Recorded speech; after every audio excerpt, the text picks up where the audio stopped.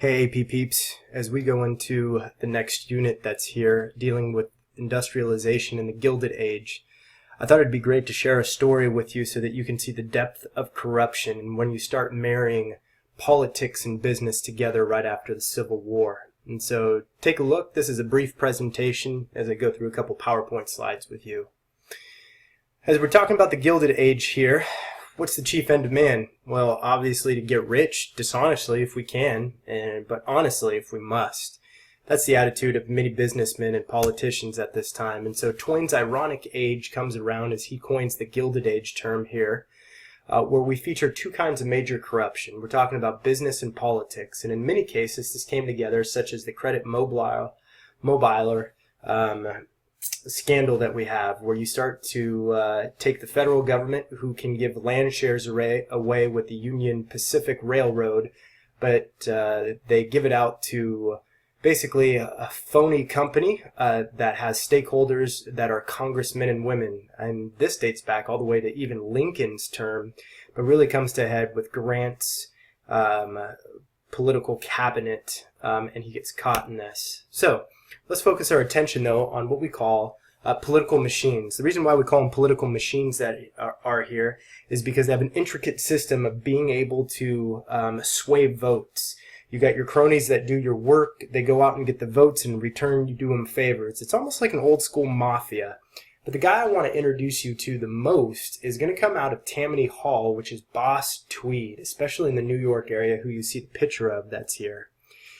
Tweed did this. He provided assistance, especially to immigrants, knowing that they're coming off the boat, they don't have jobs, they don't have homes, they don't have money. He's going to provide all of that to them. But in return, he knows that they can vote, which means he gets the vote, built on the back of these promised votes from immigrants. It's that loyalty or graft that we have. And when we're talking about graft, I want you to think of a medical term where you would take a tissue that's originally supposed to be somewhere and you graft it into one to give it new life.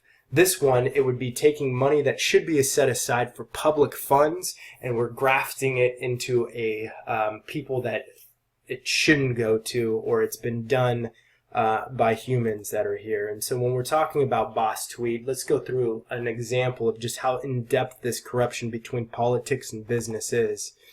Let's start with this. The Tammany mayor out in the New York area had something we called slash pockets. A former district attorney, Tweed, arranged to have him elected mayor. Notice, had him arranged. That's what you do when you start moving votes at this time. He famously wore a green-tailed coat with slash pockets. Why does that matter? Well, think about it. If I have slash pockets and I put cash in my pockets, what happens? Falls straight out. And so if I've got this slash pocket illustration that's here, let's use those political connections. Tweed becomes the head of the City Board of Supervisors, and then he hires a member of his own crony club, the Social Club, in the Order of St. Tammany, of which was the grand schism of to do work at the courthouse. And so they need to build this courthouse project. One man for 2 days receives $133,000. Here's where the slash pockets come in. You put that money in your pockets and it falls directly out, or you're going to kick it back to Tweed. In fact, Tweed received 85 cents of every dollar spent, and the city paid approximately $13 million to build this courthouse over 20 years. This is how corrupt this entire taxpayer system was, controlled by the political machine itself. 20 years to build that bad boy that you see that's right here.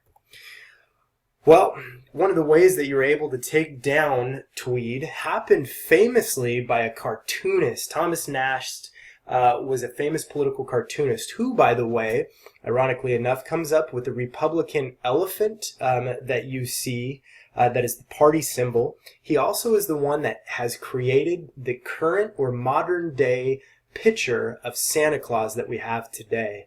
Nast was huge when it came to Harper's Ferry or Harper's Weekly, which is what we saw a lot last unit dealing with the northern newspaper that's here. And you see, by the way, Boss Tweed out in this section as he is allowing his cronies to just maul the American public for what it is. And so Nast ends up taking him down with a series of, ironically, political cartoons here.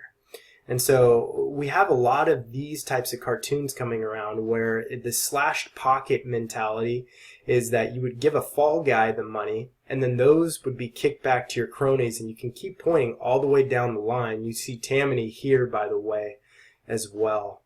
And so Tweed hated these damn drawings. Why? Because they put his face everywhere.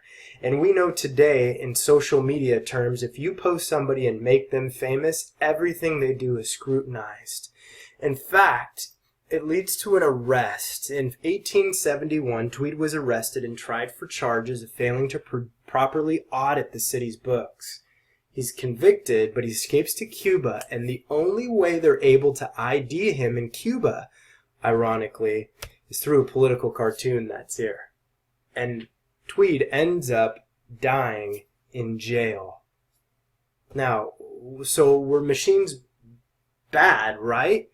Well, we'll continue to talk about corruption that's here, and what we really want to focus on is, do you believe that they're good or bad? You've got many different arguments saying, well, hey, they're taking taxpayers' money and they're corrupt and this isn't right. But on the opposite side, doesn't this sound a lot like Jacksonian democracy, where you have now allowed common people into offices to hold and to wield some power?